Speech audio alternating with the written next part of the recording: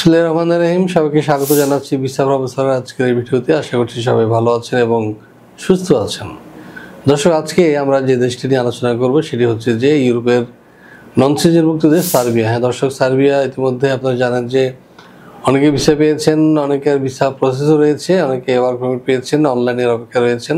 যারা আমাদের এখানে সর্বশেষ পারমিট পেয়েছেন তাদের অনলাইন হবে ঈদের পরেই। আশা করি ইনশাল্লাহ তখন থেকে ক্ষণ গণনার পালা। তো দর্শক, আজকে আমরা জানবো আপনারা সার্বিয়া কী করে যাবেন, কারা যেতে পারবেন, কত টাকা খরচ হবে, সবিস্তারিত তুলে ধরবো আজকের ভিডিওতে। সাথে থাকুন।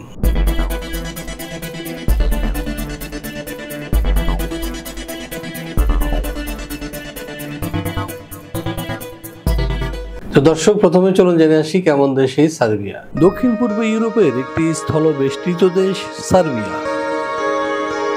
দেশটির উত্তরে হাঙ্গেরি, পূর্বে রোমানিয়া ও বুলগেরিয়া, দক্ষিণে আলবেনিয়া ও ম্যাসিডোনিয়া এবং পশ্চিমে মন্টিনিগ্রো, ক্রোয়েশিয়া, বসনিয়া ও হার্জেগোভিনা অবস্থিত। দেশটির রাজধানী বেলগ্রেড। সার্বিয়ার আয়তন ৮৮,৩৬১ বর্গ কিলোমিটার। ২০১৮ সালের এক হিসেব অনুযায়ী দেশটির জনসংখ্যা ৮৭,৬২,০০০-এরও অধিক। সার্বিয়ার অফিসিয়াল ভাষা সার্বিয়ান। দেশটির ৮০% অধিক মানুষ এই ভাষায় কথা বলে।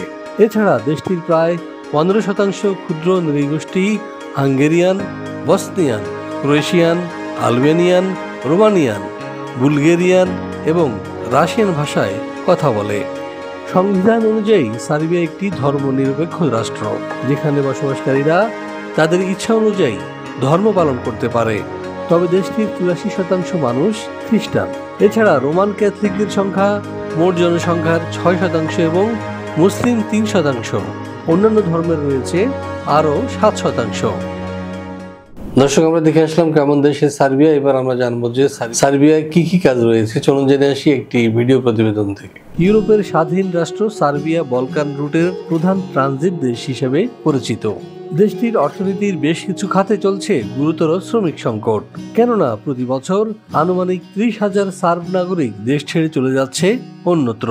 এমন অবস্থায় জরুরি ভিত্তিতে কর্মী নিয়োগ করতে চাইছে সরকার। গণপরিবহন, নির্মাণ ও হোটেল রেস্তোরাঁ সহ বেশ কিছু খাতে হন্যে হয়ে কর্মী খুঁজছে সার্বিয়ার নিয়োগকর্তারা। পর্যাপ্ত কর্মী না থাকায় ঝিমিয়ে পড়েছে পরিচিত এসব খাত।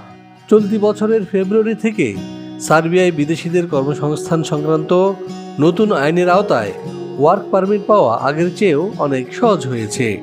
নতুন এই আইনে রেসিডেন্ট পারমিটের অনুমতি এবং ওয়ার্ক পারমিট পাওয়ার পদ্ধতিকে করা হয়েছে একীভূত।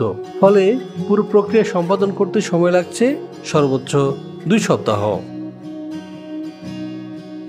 হ্যাঁ দর্শক, আমরা দেখে আসলাম কি কি কাজ রয়েছে সার্বিয়া। এখন আমরা যেটি জানবো সেটা হচ্ছে সার্বিয়া এসব কাজে যোগদান করলে আপনি বেতন ভাতা হিসেবে কত টাকা পেতে পারেন বা কি কি সুযোগ সুবিধা রয়েছে। চলুন জেনে আসি আরও একটি প্রতিবেদন থেকে। সার্বিয়ার বিভিন্ন সেক্টরে সাধারণত বেতন ভাতা হিসেবে যা দিয়ে থাকে এর মধ্যে রয়েছে যেমন রিসেপশনিস্ট ৭৫,০০০ থেকে ৯০,০০০ টাকা, ওয়েটার বেতন পাচ্ছে ৮০,০০০ থেকে ১,০০,০০০ টাকা, ডেলিভারি ম্যানের বেতন ৮০,০০০ থেকে ১,২০,০০০।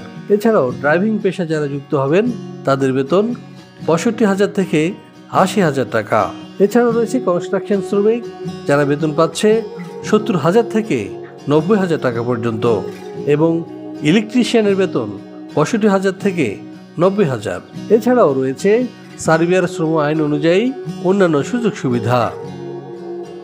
হ্যাঁ দর্শক, দেখলাম যে কি কি কাজ রয়েছে এবং কি কি সুযোগ সুবিধা রয়েছে। এখন প্রশ্ন হচ্ছে আপনার সার্বিয়া যেতে কি কি ডকুমেন্টস লাগে। হ্যাঁ দর্শক, চলুন জেনে আসি আরও একটি প্রতিবেদন থেকে। সার্বিয়া যেতে হলে আপনার শিক্ষাগত যোগ্যতা হবে ন্যূনতম এসএসসি, বয়সসীমা ১৮ থেকে ৪৫।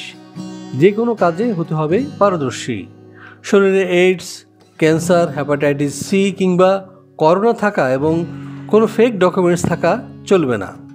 ফাইল জমা দিতে আপনার প্রয়োজন হবে ভ্যালিড পাসপোর্ট, ছবি, শিক্ষাগত যোগ্যতার সনদ, কাজের অভিজ্ঞতা সনদ, পুলিশ ক্লিয়ারেন্স এবং বায়োডাটা।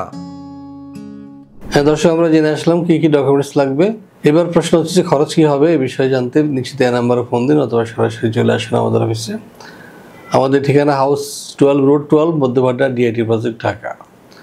তো দর্শক, আপনাদের সবার সুস্বাস্থ্য এবং দীর্ঘায়ু কামনা করে এবং আপনাদের মঙ্গল কামনা করে শেষ করবো আজকের এই ভিডিও। সবাই ভালো থাকুন এবং সুস্থ থাকুন, নিরাপদে থাকুন। আল্লাহ হাফেজ।